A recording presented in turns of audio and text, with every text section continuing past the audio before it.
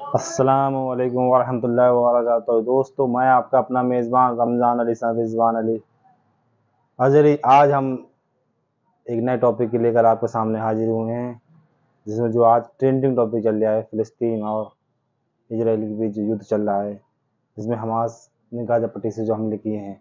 आखिर फ़िलिस्तीन और इजराइल के बीच युद्ध क्यों हो रहा है, इसकी हिस्ट्री अगर हम जानने की कोशिश करेंगे तो बहुत लंबी इसकी हिस्ट्री है, क्योंकि हिस्ट्री जो है वो इस्लाम धर्म के दूसरे खलीफा हज़रत उमर फारूक आज़म के दौर की है, जब हज़रत उमर फारूक आज़म ने फ़िलिस्तीन फ़तेह किया फर्स्ट बार। उसके बाद वहाँ पर इस्लामी रियासत कायम हुई और इस्लामी रियासत वहाँ चारों खलीफाओं का राज हुआ। उसके बाद सेल्जुक सल्तनत आई, अय्यूब। उसके बाद फिर ये वापस रोमन के पास पहुँच गया। रोमन से फिर फ़िलिस्तीन जो है वो अरबों के पास आया, और अरबों में लेने वाला कौन था? नूरुद्दीन जंगी का नाम हमने सुना है। नूरुद्दीन जंगी के सिपह सालार, नूरुद्दीन जंगी के सिपह सालार और कुर्द खून हज़रत सुल्तान सलाहुद्दीन अय्यूबी ने फ़िलिस्तीन को फतेह किया। फिर फ़िलिस्तीन जो है वो हज़रत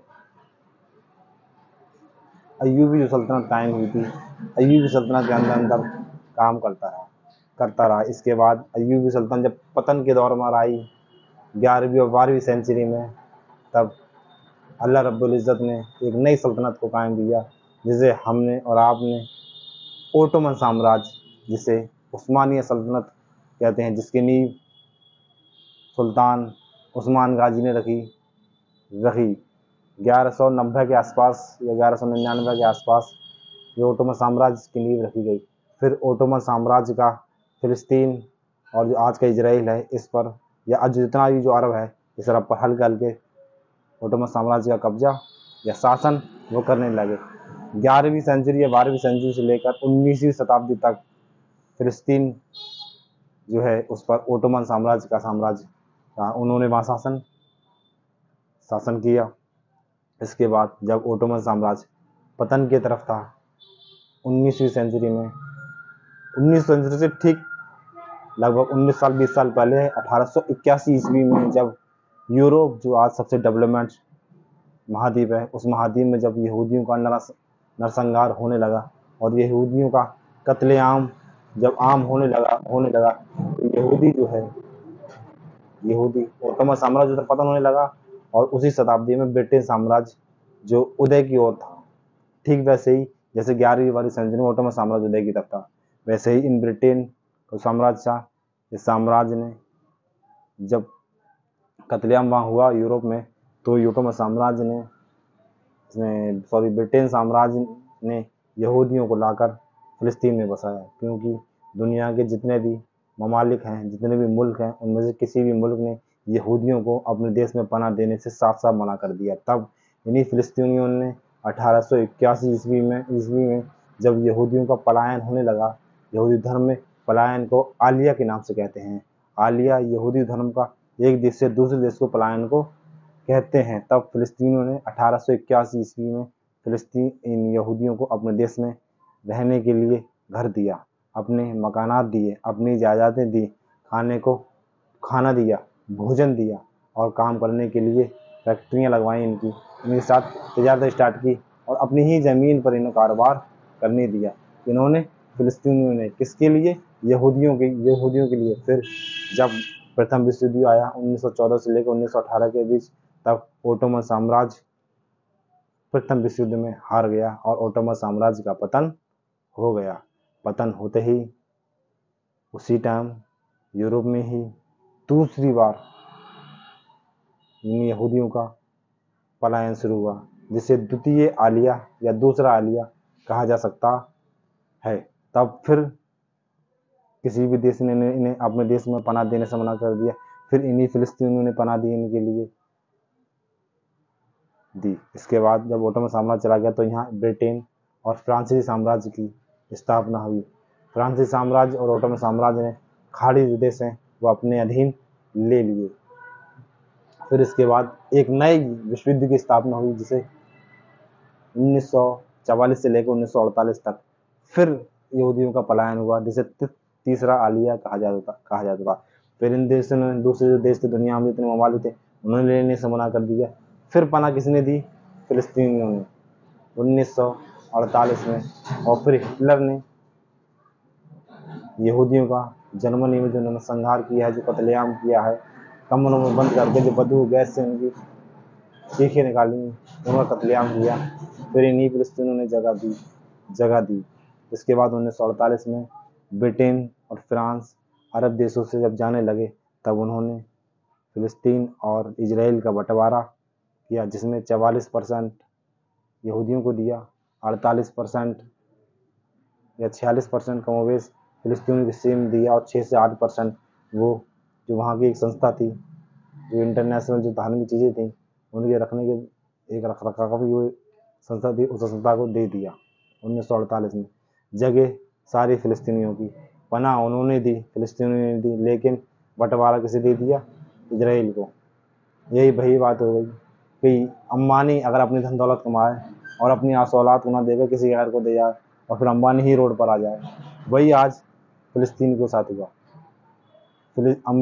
इजराइल ने 1948 में अमेरिका के साथ गठजोड़ कर अपने देश को तो मान्यता दे दी, लेकिन आज भी फिलिस्तीन को एक देश के रूप में मान्यता प्राप्त नहीं है। आज मौजूदा वक्त में लोग इजराइल की बहुत नामवरी करते हैं। भाई नामवरी के काबिल भी देश है, पढ़ा लिखा देश है, टेक्नोलॉजी में आगे है। मोसाद उसकी एजेंसी जो है वो दुनिया भर में अपने दुश्मनों को ढूंढ कर मारने के लिए प्रसिद्ध है, लेकिन आज भी इजराइल अकेले दम पर नहीं लड़ सकता। उसका सपोर्ट अगर कोई देश करता है तो सबसे पहले अमेरिका। आज भी जब युद्ध हुआ तो अमेरिका ने अपना युद्धपोत इजराइल भेज दिया, जबकि सबसे ज़्यादा मानवाधिकार की बातें अमेरिका करता है, और सबसे ज़्यादा मानव के खिलाफ अगर कोई काम करता है तो अमेरिका करता है। मैं आपसे ये कहना चाहूँगा कि इजराइल को अगर नॉन मुस्लिम देश को हटा दिया है, तो इजराइल को कुछ ही देश हैं जो इजराइल को हरा सकते, जिसमें हमारा देश हिंदुस्तान भी है। अगर हिंदुस्तान इजराइल में युद्ध होता है तो हिंदुस्तान इजराइल को आराम से हरा देगा। चीन है, रसिया है, अमेरिका है, खुद ब्रिटेन है, फ्रांस है, ये लोग हरा दें। लेकिन अगर मुस्लिम देशों की जब बात आएगी इजराइल को हराने के लिए, तो सिर्फ 2 ममालिक ऐसे हैं जो इजराइल को हरा सकते हैं। बाकी सऊदी अरब सही, ईरान सही, इराक सही, सीरिया सही, जॉर्डन सही, लेबनान सही, मिस्र सही, कुवैत सही, कतर सही, बहरीन सही, मोरक्को सही, यूएई सही, ओमान सही, या यमन सही, या ब्रुनेई जो देश है वो सही, कोई भी मुस्लिम ममालिक देश, या खुद तुर्की ही क्यों ना सही, ताजिकिस्तान, उज्बेकिस्तान, अफ़गानिस्तान, कजाकिस्तान, ये लोग इजराइल को नहीं हरा सकते। इजराइल को हराने के लिए सिर्फ 2 देश हैं जो इजराइल को हरा सकते हैं। उसमें से एक देश जो है शिया मुल्क ईरान है, और दूसरा है पाकिस्तान। इन दोनों के अलावा इजराइल को कोई भी नहीं हरा सकता किसी भी कीमत पर। लेकिन इन दोनों देशों की आर्थिक हालात हमारे देश से भी ज़्यादा ख़राब है। हमारा देश तो तब भी ठीक है ठाक है, अफगानिस्तान से ज़्यादा हालत ख़राब है, बांग्लादेश से हालत ख़राब है। लेकिन फिर भी किस्मत में जो होता है वही लिखा होता है। फिलिस्तीनियों की किस्मत में लिखा हुआ था कि इजराइल से युद्ध होगा और वो अपनी ज़मीन इजराइल को दे देंगे। आज इजराइल ने, फिलिस्तीनियों ने क्या करा? उन्हें खाने को रहना खाना पीना सब फिलिस्तीनियों ने करा। 1881 में, 1914 में, 1935 में, 1948 में। लेकिन आज ठीक 70, 75, 80, 100 साल बाद इन इजराइलियों ने फिलिस्तीन के साथ क्या किया? खाना बंद कर दिया, पानी बंद कर दिया, रहना बंद कर दिया, लाइट बंद कर दिया, आना जाना बंद कर दिया, किसी भी तरीके की कोई भी सुविधाएं देने से साफ मना कर दिया, सब लाइनें काट दी। ये वही दौर आया जब हजरत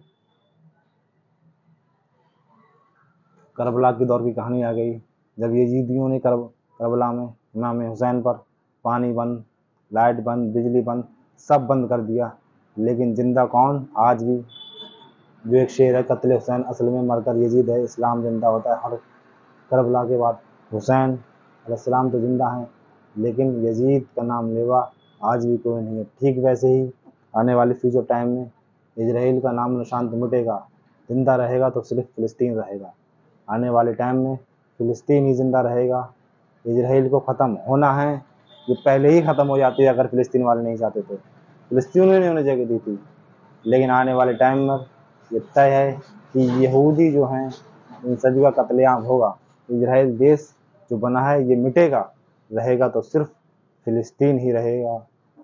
आपसे गुजारिश है कि हमारी वीडियो आपको अच्छी लगी हो या कोई भी जो त्रुटि या गलती हो गई हो उसे माफ़ करिए और हमारी वीडियो को ज़्यादा लाइक, कमेंट एंड शेयर कीजिए। अस्सलाम वालेकुम।